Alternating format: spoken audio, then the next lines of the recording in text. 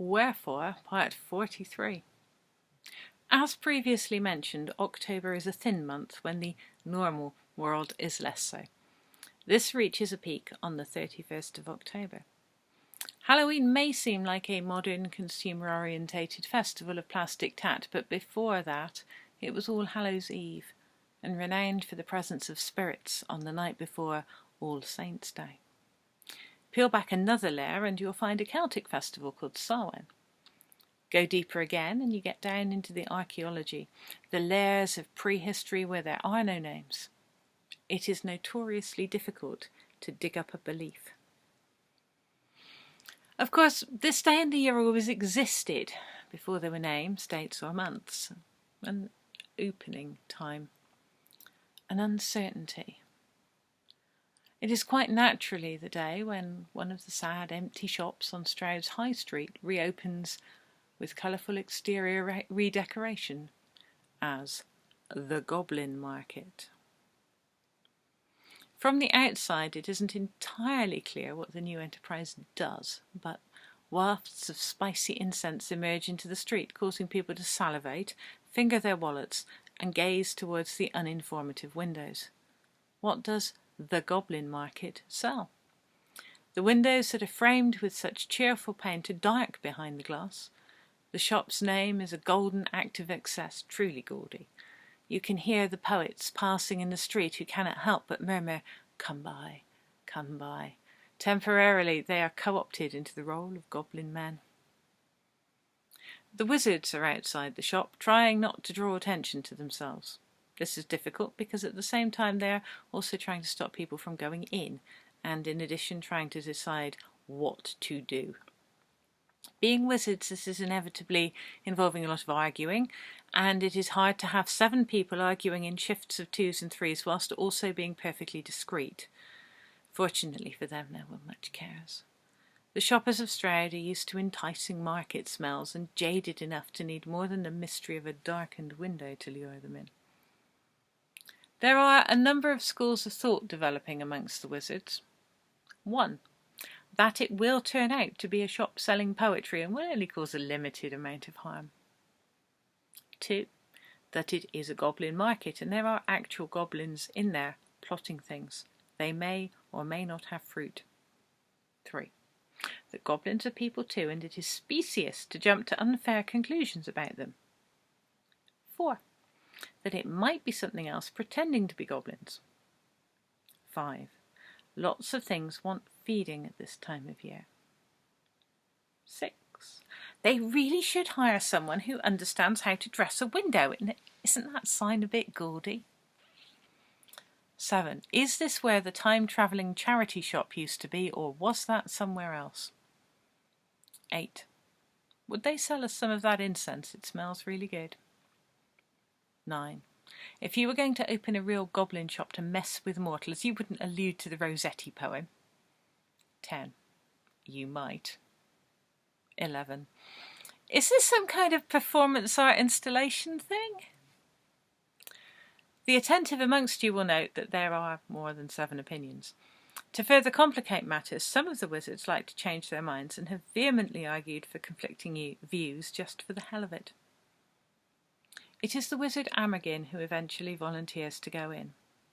The wizard Amagin is a relic of what the 1960s did to Stroud, and he has the tie-dyed trousers and waist-length dreads to prove it. Amagin specialises in counterculture, which is why he has a radical, non-alliterative name. He is there for the graffiti under the bridges and the Extinction Rebellion protests. He leaves a trail of shut-down venues in his wake, the Pelican, Twisted Fix, and others. If he was a bit more interested in being a wizard and a bit less into partying until he throws up on his own shoes, things could be very different locally. He is nonetheless a quintessentially Stroud wizard. He lives on Horns Road, sticks it to the man while shopping at Waitrose, and is middle-class and educated enough to have given himself the name of a famous and probably mythical Irish bard. There is a case to be made for his being the wizard least liked by all the other wizards. He is the Grand Master of thwarting, for a start. Even when he isn't trying, he has a real knack for getting things to go so far out of control that the people who started them end up having to shut their own projects down. The wizard Winklepicker has been on the wrong end of Amagin's anarchy on more occasions than anyone else can count. Winklepicker keeps count and holds grudges. Many, many grudges. The wizard William cannot abide the loudness, the trousers, and the memory of assorted unwelcome raves affronts him. Over the years, Amagin has not generated any feelings of goodwill from his fellow wizards. This is probably why none of them really tries to stop him from going in. Nothing obvious happens when Amagin enters the shop. After a quarter of an hour, the other wizards become uneasy and start making jokes about what he has taken and whether the goblins can cope. It is late afternoon by now, and the high street is almost empty and not very warm. The pubs are open. There are parties to go to. There are books to return home to. And really, Amagin is hardly one to want babysitting, and no one made him go in there, and he's probably done something irresponsible, and it really isn't anyone else's job to rescue him from his own choices. One by one, the wizards move off towards whatever it is they would prefer to be doing. The door to the goblin market stays open. As the night settles in, a small glow appears inside the shop. It doesn't really illuminate anything, it just makes the whole place seem a bit more cosy and inviting. Still, Amagin does not emerge. Two gentlemen who have been drinking cheap cider since first thing in the morning stagger through the open door. It is not the drunkenness that makes them stagger. They are sure-footed professionals when it comes to consuming the highest percentages per pound that Home Bargains has to offer. It is not the on-offer cider. This much we know. We will not venture into the shop, you and I. The darkness is too heavy, the glowing light only makes it more so. We will not buy from goblin men on this occasion. We will not seek to know more than is good for us. Let us return on some future date when reality is not thin, and see if there is even a shop here. Perhaps we have merely dreamed it. If it wants us, I think we should play hard to get for now. It is Halloween. The veil is thin. The fairies ride between their homes in the hollow hills. The beloved dead return to feast with the living. The hungry ghosts have a special gathering between Greg's and Costa Coffee. Bank Gardens is a haunted forest, and there is a ghost horse dancing across the ballroom at the subscription rooms.